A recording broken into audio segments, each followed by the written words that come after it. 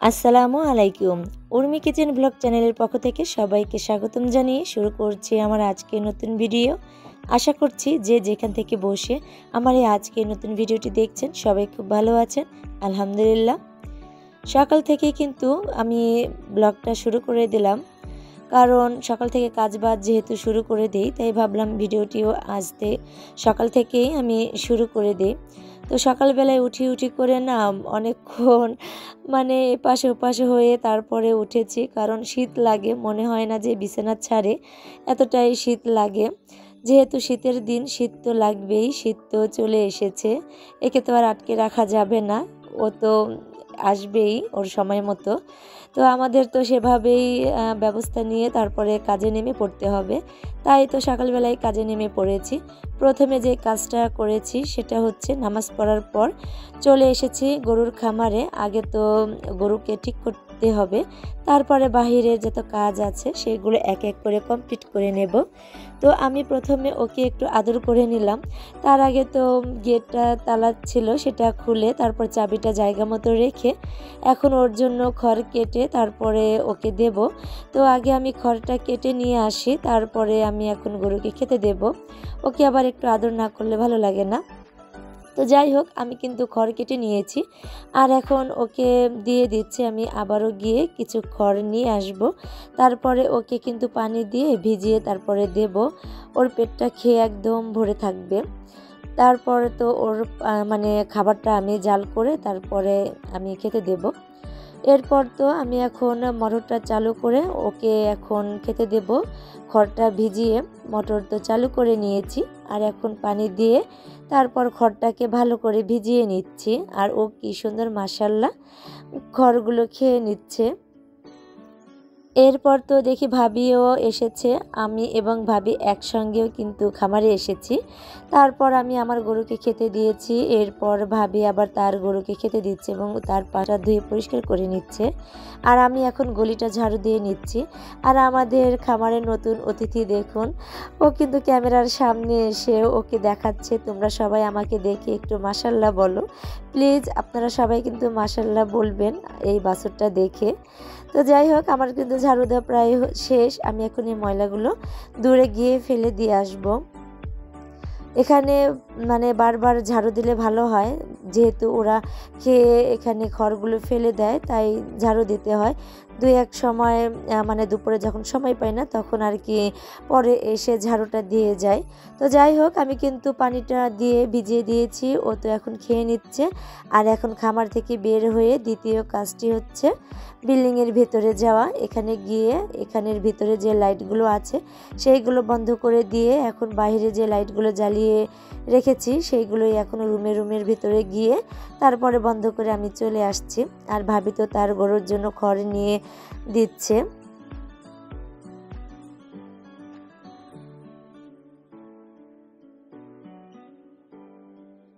এখন তো চলে যাব মুরগি ছেড়ে দিতে, হাঁস মুরগিগুলোকে তো ছেড়ে দিতে হবে। তো আমি প্রথম যে কাজটা করি, রাজাহাঁসটাকে আগে ছেড়ে দিই, কারণ পাতি হাঁসের থেকে না রাজাহাঁস খেয়ে সারতে পারে না, পাতি হাঁসগুলো টাকাটক করে খেয়ে ফেলে। তো সবার প্রথমে রাজাহাঁসটাকে ছেড়ে দিয়ে ওকে খেতে দিয়ে দিই আগে। তো আজ আবার সেটা করলাম না, আজ কিন্তু রাজাহাঁস ছেড়ে দেওয়ার পরপরই পাতি হাঁসগুলো ছেড়ে দিলাম, যেহেতু কাজ আছে অনেক, সেগুলো করতে হবে। দাঁড়িয়ে থেকে এখন আর ধৈর্যে সহ্য হচ্ছিল না। তো যাই হোক, অনেকক্ষণ পর কিন্তু রাজাহাঁস বের হয়েছে, তারপরে পাতি হাঁসগুলো বের হয়েছে। আর এখন মুরগি যখন ছেড়ে দিয়েছি, রাজাহাঁস কিন্তু ভয়ে চলে গেল। তো আমি এখানে যে দুইটা মুরগি কিনেছি সেটা তো আপনাদের সঙ্গে শেয়ার করিনি। তো সেই মুরগি দুইটাকে ধরে রেখে দেব, তার জন্যে আমি কিন্তু আমার যে মুরগিগুলো আছে সেগুলো এক এক করে ছেড়ে দিচ্ছি আর ওকে ধরে রেখে দিয়েছি। আর এখন সবাইকে খেতে দিয়ে কবুতরের খামারে এসে ওদেরকে খেতে দিয়ে চলে আসলাম রান্নাঘরে। তো রান্নাঘরে এসেছি, গরুর খাবারটা জাল হোক একদিক থেকে, আর আমি এখন উঠান বাড়ি যা আছে সব ঝাড়ু দিয়ে পরিষ্কার করে নিচ্ছি। ঘরে তো ঐশী শশী ওরা কিন্তু এখনও শুয়ে আছে, ওঠেনি। আর আমি এদিক থেকে বাহিরের যত কাজ আছে সব কাজগুলো একা হাতে করে নিচ্ছি। আর এখন উঠান বাড়ি ঝাড়ু দিয়ে পরিষ্কার করে নিচ্ছি। এরপর আমার যে মুরগি আছে, 2টা মুরগি যেহেতু ডিম পারে, তো ও কিন্তু ডিম পেড়ে তারপরে বের হয়েছে। আর এখন আমি এই ডিমগুলো আপনাদেরকে দেখাচ্ছি। আর এখন এই সামনে আমি ঝাড়ু দিয়ে পরিষ্কার করে নেব। প্রতিদিনের মতো আমার সকল প্রিয় আপু ভাইয়াদেরকে মনে করিয়ে দিচ্ছি এবং রিকোয়েস্ট করে নিচ্ছি, ভিডিওর শুরুতে যারা লাইক দিতে ভুলে গেছেন প্লিজ ছোট করে একটা লাইক দিয়ে দিবেন। আর আমার চ্যানেলটিকে যারা এখনও সাবস্ক্রাইব করেননি, আমার আজকের ভিডিওটির কোনো অংশ ভালো লেগে গেলে সাবস্ক্রাইব করে পাশে থাকা বেল আইকনের অল অপশনটি প্রেস করে আমার পাশেই থেকে যাবেন। এরপর তো আমার ভাসু দাদা তার গরু এবং বাছুর নিয়ে একটু দূরে কোথাও বেঁধে দেবে এবং ওখানে কিছু খেতে দেবে আর কি। আর আমি আমার এই জায়গাটা ঝাড়ু দিয়ে পরিষ্কার করে নিচ্ছি। আর ভাবছি মুরগির ঘর 2টাকেও পরিষ্কার করে নেব। আরও বাড়তি যে কাজগুলো আছে সেই কাজগুলো কমপ্লিট করে নেব। আমি তো আবার মমিনুলকে একটু বাজারে পাঠিয়েছিলাম কিছু বাজার আনার জন্য। তো ওকে বলেছিলাম যে মাছ নিয়ে আসার জন্য, পুঁটি মাছ। তো ও কিন্তু পুঁটি মাছ পায়নি, তো তার পরিবর্তে যা যা আনতে বলেছি সব কিছু নিয়ে এসেছে। আর 100 টাকা আমাকে দিয়েছে। আমি আবার আঁচলে বেঁধে রেখেছি, ঘরে আবার কে যাবে কাজে ফেলে রেখে, তাই আর ঘরে গেলাম না। আর এখন আমি যে ঝাড়ু দিয়ে এখানে ময়লাগুলো জমিয়ে রেখেছি, এইগুলো এখন একটা বোল নিয়েছি। তো সেটার মধ্যেই কিন্তু আমি নিয়ে তারপরে বাহিরে ওই পাশে যেই ময়লা ফেলার জায়গা আছে, তো সেখানে নিয়ে এখন ফেলে দিয়ে আসব। আমার কাছে মনে হয় কি, শহরে কাজের থেকে না গ্রামের কাজ কিন্তু অনেক বেশি। আমি এটা বলছি না যে শহরে কোনো কাজ নেই, যেহেতু আমি শহরে থেকেছি, ছোটোবেলা থেকেই শহরে বড় হয়েছি। তো আমি জানি যে শহরেও কিন্তু অনেক কাজ থাকে, কিন্তু গ্রামে মনে হয় আমার কাছে যে অনেক কাজ গ্রামে শহরের তুলনায়। শহরে তো রাতের বেলাও অনেক কাজ করে নেওয়া যায়, যেটা আমি করেছি। আর গ্রামে কিন্তু সেটা করা হয় না। সন্ধ্যা হলেই কিন্তু খাওয়া দাওয়া করে নামাজটা পড়লেই কিন্তু ঘুম এসে যায়।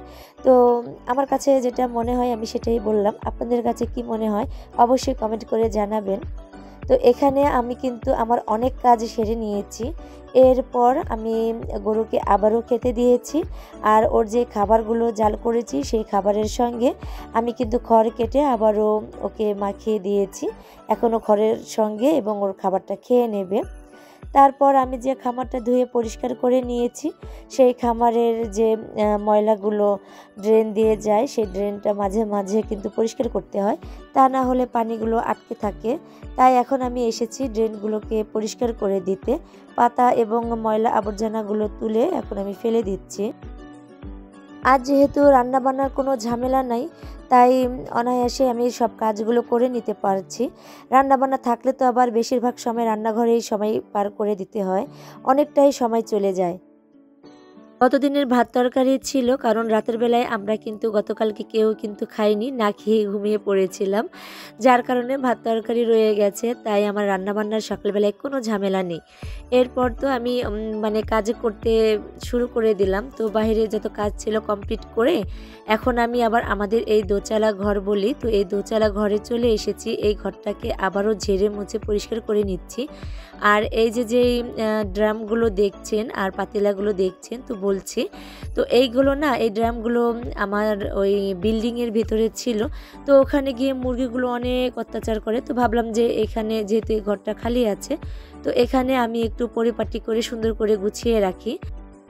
এখানে কবুতরের খাবার সহকারে গরুর খাবারও রাখা হয়েছে ড্রামের মধ্যে। আর খুদ ছিল ড্রামের মধ্যে, আমি আবার পাতিলা নিয়ে এসেছি। তো সেই পাতিলার মধ্যেই কিন্তু আমি খুদ রেখে আর ড্রামের মধ্যে ভুসি তারপরে ধানগুলো রেখেছি, তা না হলে ইঁদুরে না এত বিরক্ত করে কি বলবো। তো আপনাদের ভাইয়াকে বলেছি কিছু ড্রাম নিয়ে আসার জন্যে ঢাকা থেকে, তো তিনি বলছিল যে আসার সময় নিয়ে আসবে। তো আমি কিন্তু আমার মতন করে পরিপাটি করে গুছিয়ে রাখছি। তো আমার গোছানোটা আপনাদের কাছে কেমন লেগেছে অবশ্যই কমেন্ট করে জানাবেন। আর আমি কিন্তু এখন এক এক করে সব কিছু গুছিয়ে সুন্দর করে পরিপাটি করে রাখছি।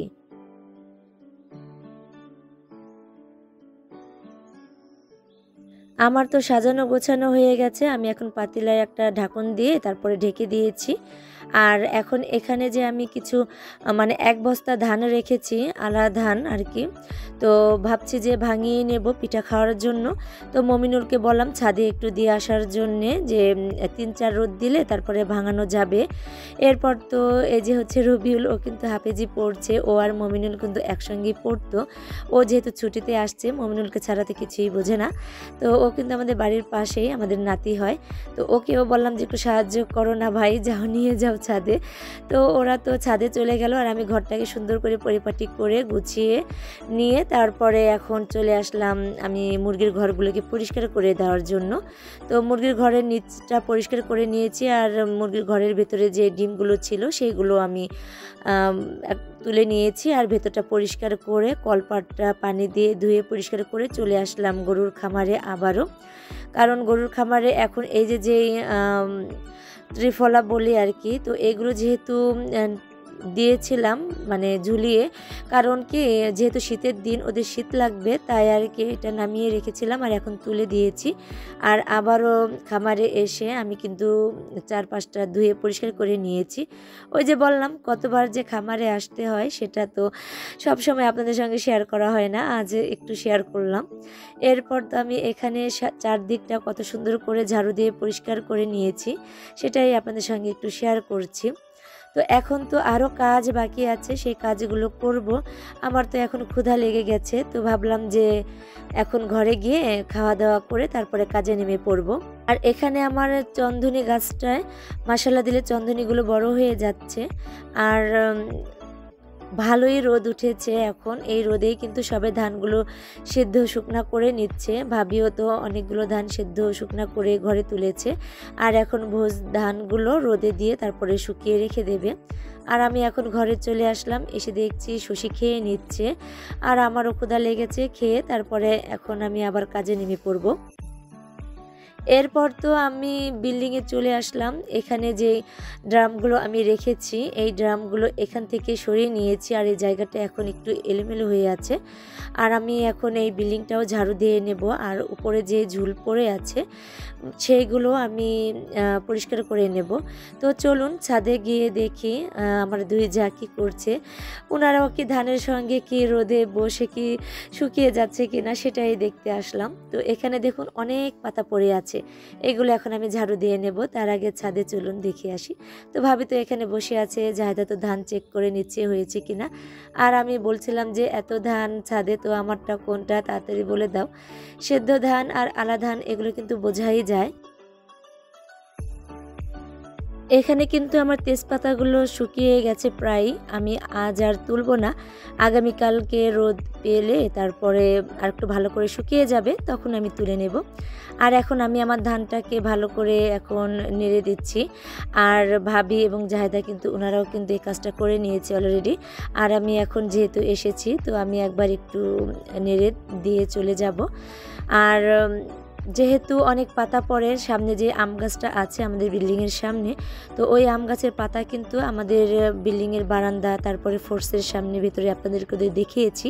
তো এগুলো না পড়ে যায়, মাঝে মাঝে ভাবি যে এটাকে কেটে ফেলে দিব, তো আবার ভাবি যেহেতু আমের সিজন সামনে তো কাটতেও খুব মানে মায়া লাগে যে আম গাছ থাকলে তো আম খাওয়া হবেই, তো এবার আর কাটবো না।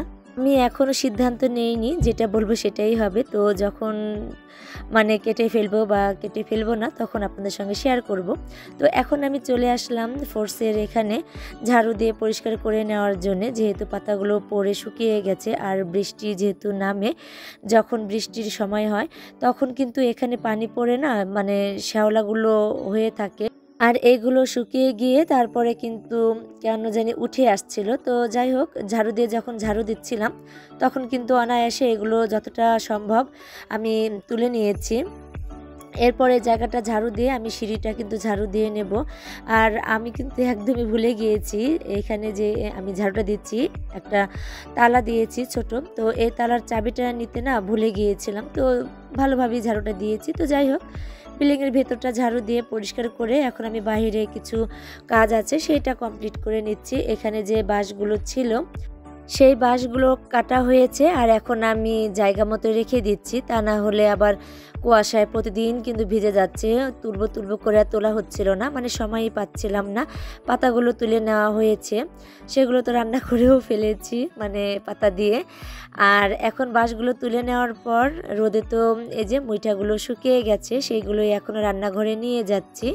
আমার কিন্তু এই মুইঠা দিয়ে জাল ধরাতে এবং পাতা দিয়ে জাল ধরাতে কিন্তু ভালোই লাগে। তো যাই হোক, অনেকগুলো জামা কাপড় আছে সেইগুলো আমি ধুয়ে তারপরে ছাদে চলে এসেছি। ছাদে এখন আমি শুকাতে দিয়ে চলে যাব। আর ভাবির এবং জাহেদার ধান কিন্তু হয়ে গেছে, যেহেতু গতকালকে তারা দিয়েছে, 2 দিন হলেই কিন্তু ধান শুকিয়ে যায়। তো আজকে অল্প বেলাতেই ধান তুলে নিয়ে গেছে। এরপর তো যত কাজ বাজ ছিল সব কমপ্লিট করে রান্নাঘরে চলে এসেছি, ভাতের চালটা ধুয়ে দিয়েছি আর আজানটাও দিয়ে দিয়েছে।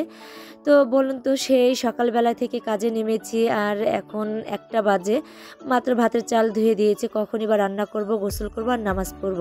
তো যাই হোক, আমি এখন চলে আসলাম কবুতরের খামারে।